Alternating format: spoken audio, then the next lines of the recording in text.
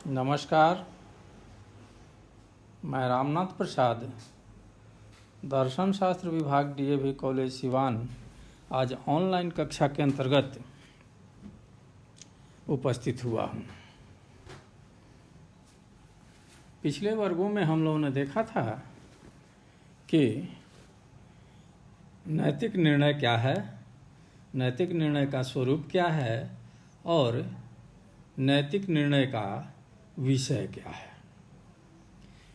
विषय की चर्चा क्रम में हम लोगों ने उपयोगितावादी और सुखवादियों के विचार को देखा था और पाया था कि उनका विचार एक पक्षीय है। इसी तरह हम लोगों ने अंतः अनुभूतिवादियों अर्थात कांट, बटलर और ग्रीन इत्यादि के विचार की समीक्षा की थी और पाया था कि वे जिस प्रेरणा की बात करते हैं वह नैतिक कर्म का केवल एक पक्ष है। मानसिक पक्ष में भी मोटिव या प्रेरणा एक अवयव है, उसमें साधन का विचार नहीं आता है। साथ ही साथ उसमें क्रियात्मकता का अभाव होता है, वह प्रेरणा स्वरूप होता है, व्यक्ति केवल प्रेरित होता है। इसलिए यह विचार भी एक पक्षीय प्रतीत होता है। हम लोगों ने देखा था कि उपयोगितावादी, सुखवादी और अंतः अनुभूतिवादी प्रेरणा के स्वरूप को लेकर स्पष्ट नहीं है।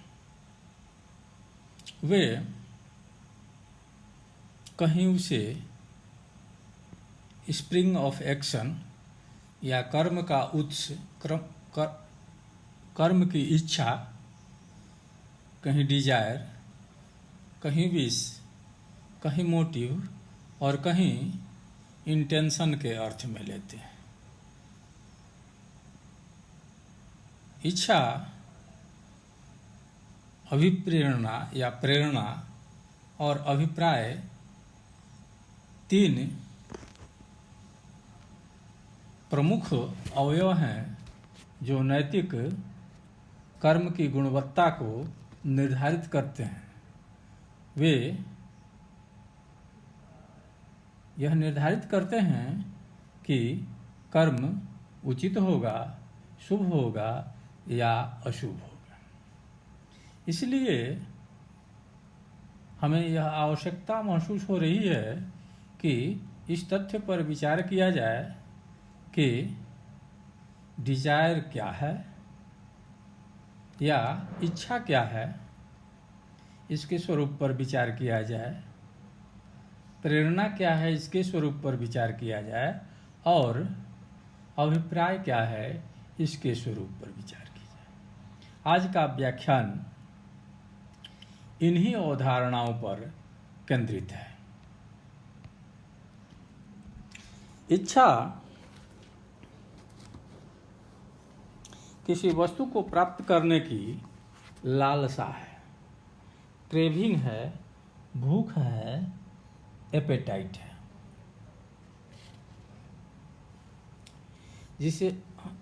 जिससे हम संतुष्ट होते हैं। जब हमारे अंदर जागती है तब उसे इच्छा कहते हैं।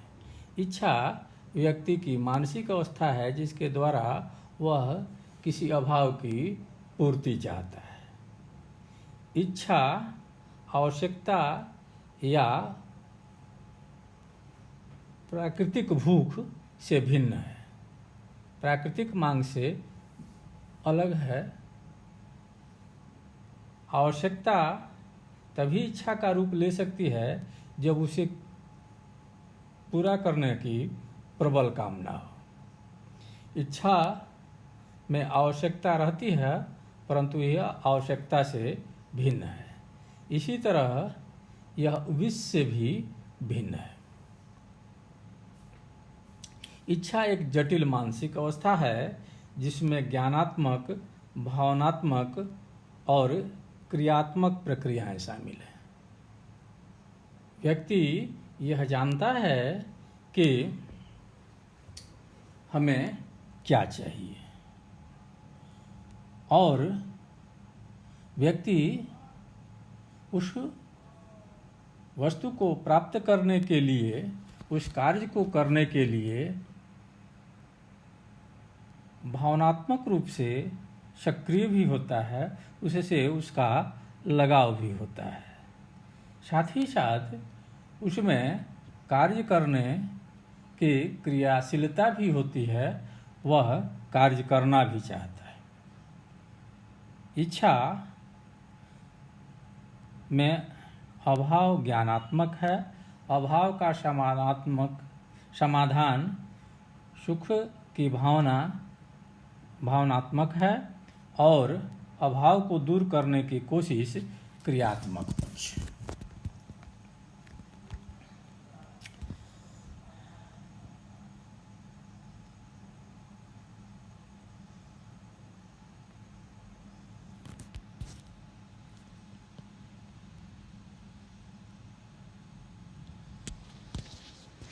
विलियम लिली के अनुसार अब हम प्रयोजन के स्वरूप पर विचार करते हैं।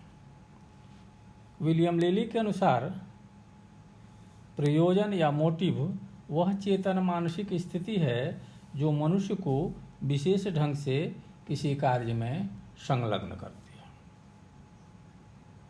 इच्छा में हम कार्य करना चाहते हैं, लेकिन यह कार्य कैसे संपन्न होगा इसका निर्णय नहीं हुआ रहता है। हमारे मन के अंदर यह तीव्र भावना रहती है कि इस आवश्यकता को पूरा करना है, इस कार्य को पूरा करना है, परंतु उस अवस्था में यह निर्णय नहीं हुआ रहता है कि हमको इस आवश्यकता को किस तरह से पूरा करना है। जैसे हमें भूख लगी है या परीक्षा पास करना है।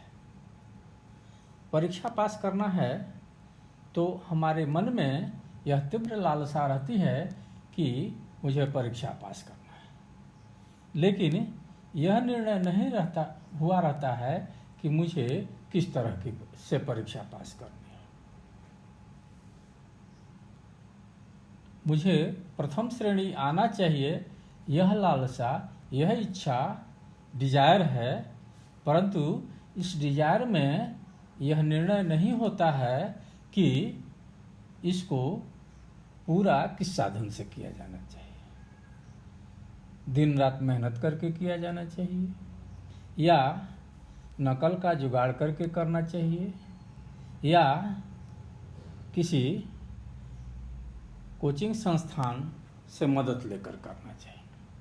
मोटिव में इसका निर्णय हो चुका होता है कि हमें जो लक्ष्य प्राप्त करना है वह किस तरह से प्राप्त करना है, और तब हम क्रियाशील होते हैं।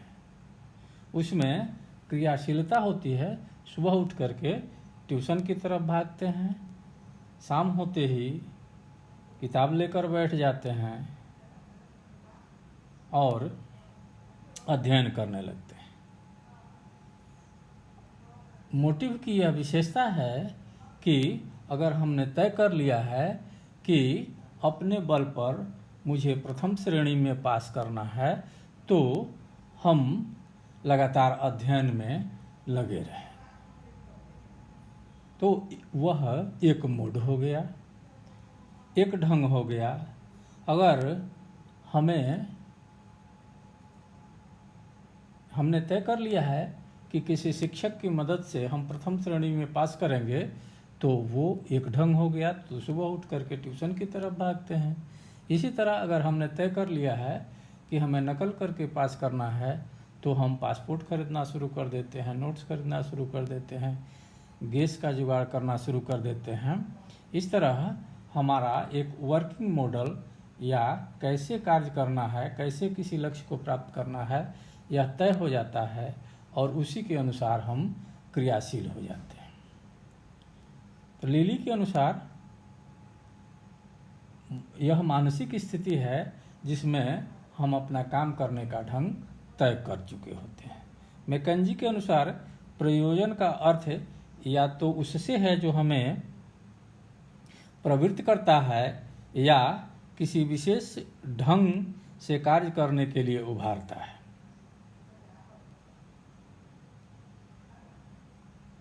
मैकेंजी के अनुसार भी प्रयोजन या मोटिव का अर्थ है जो हमें कार्य की तरफ प्रवृत्त करता है और एक विशेष ढंग से हमें कार्य का उद्देश्य प्राप्त करने के लिए प्रेरित करता है।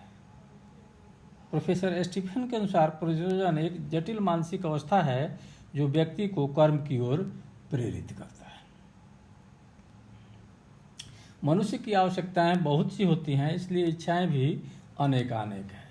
जैसे हमारे डिजायर्स हैं बहुत से, और उसमें से हम किसी एक का चयन करते हैं और वह एक समय कई इच्छाओं को हम पूरा नहीं कर सकते हैं, इसलिए इच्छाओं के संघर्ष में से किसी एक को चुन लेने के बाद तब हम किसी एक का निर्धारित कर लेते हैं कि हम इसी एक को प्राप्त करना है और तब उसमें प्रवृत्त हो जाते हैं। डीवी के अनुसार जब इच्छा का चयन हो जाता है तब वह प्रयोजन बन जाती है। जैसे हमें इच्छा है कि हम अपने मेहनत से अपनी योग्यता को बढ़ाने के लिए प्रथम श्रेणी से पास करें, तो हमारा मोटिव हो गया कि हम मेहनत करके परीक्षा पास करें। तो वैसी अवस्था में इसको अभिप्रेरणा की अवस्था कहा जाता है। ए Dzire when chosen becomes motive।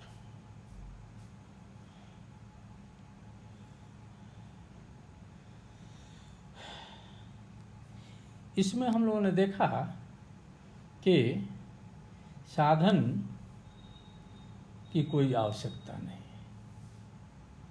हम लोगों ने अपने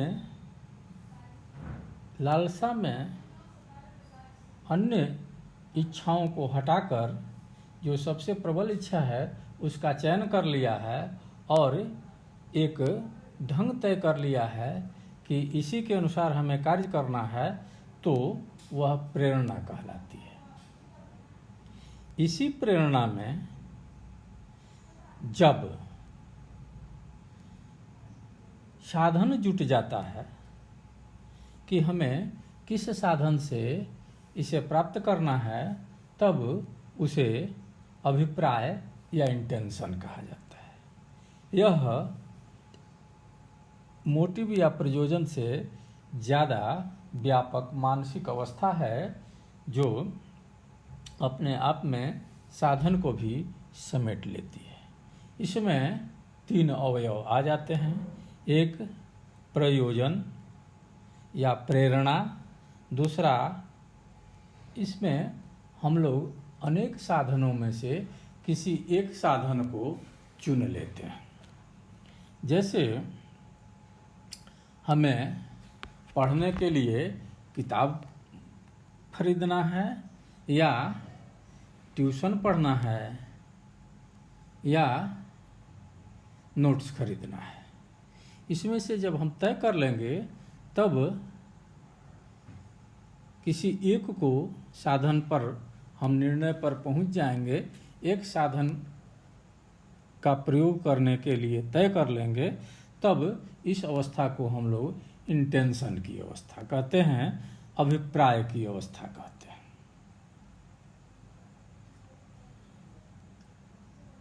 इस अभिप्राय में 3 चीजें होती हैं। एक प्रेरणा, जिसकी व्याख्या हम लोगों ने की। दूसरा कार्य को पूरा करने का साधन, और तीसरा, कार्य के फल के बारे में अनुमान। पहले फल की केवल कल्पना होती है। इंटेंशन में हम कल्पना से आगे बौद्धिक अवस्था पर पहुंच जाते हैं और हम अपना बल या अपनी क्षमता का निर्णय कर लेते हैं और तब उसमें किस साधन का उपयोग करेंगे तो हमें कितना फल मिलेगा यह समझ जाते हैं या इसका अनुमान कर लेते हैं। अर्थात प्रेरणा, साधन और फल की संभावना अभिप्राय की विशेषता है। अभिप्राय कई प्रकार का होता है, जैसे तात्कालिक अभिप्राय और दूरस्थ अभिप्राय। दो व्यक्तियों का तात्कालिक अभिप्राय एक हो सकता है, जैसे किसी डूबते हुए व्यक्ति को बचाना, किंतु दोनों के दूरस्थ अभिप्राय दो हो सकते हैं। एक का अभिप्राय उसे बचाकर उसके अभिभावक से पुरस्कार प्राप्त करना और दूसरे का अभिप्राय उसे बचाकर पुलिस के हाथ सजा के लिए सौंपना हो सकता है। इसी तरह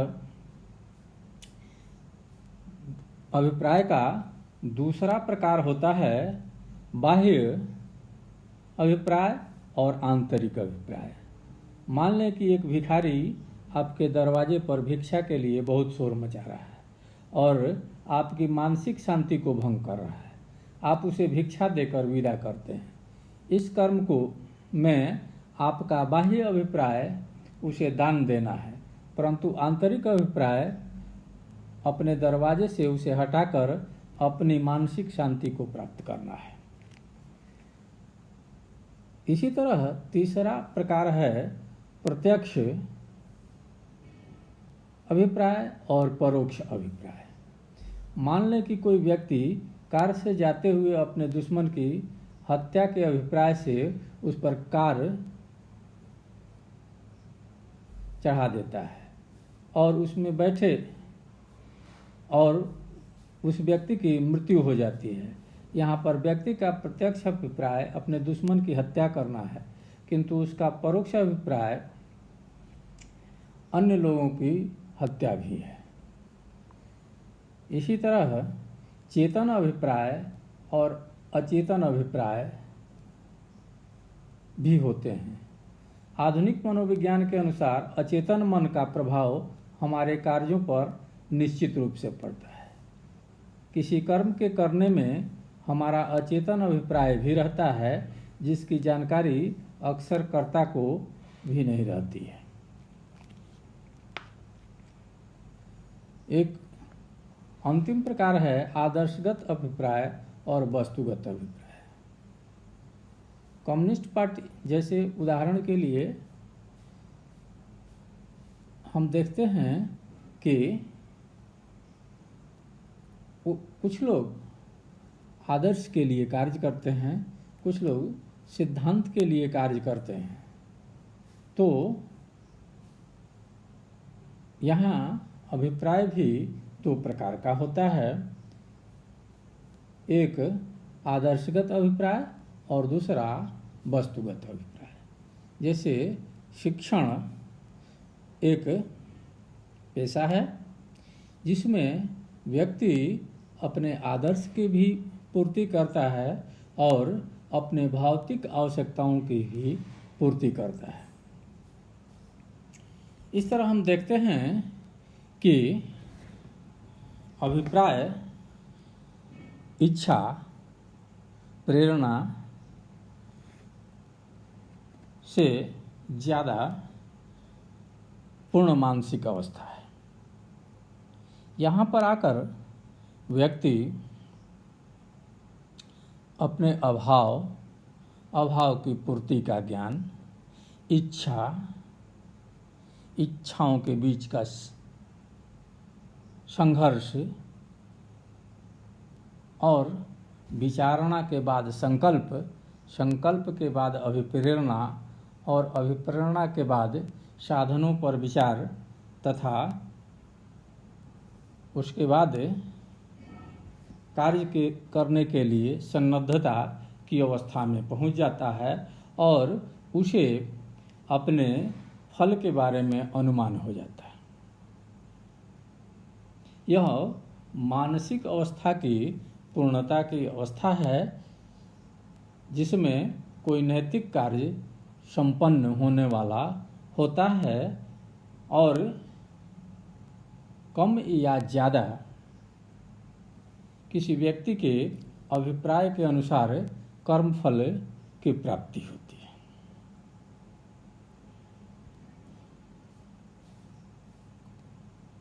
कुछ दार्शनिक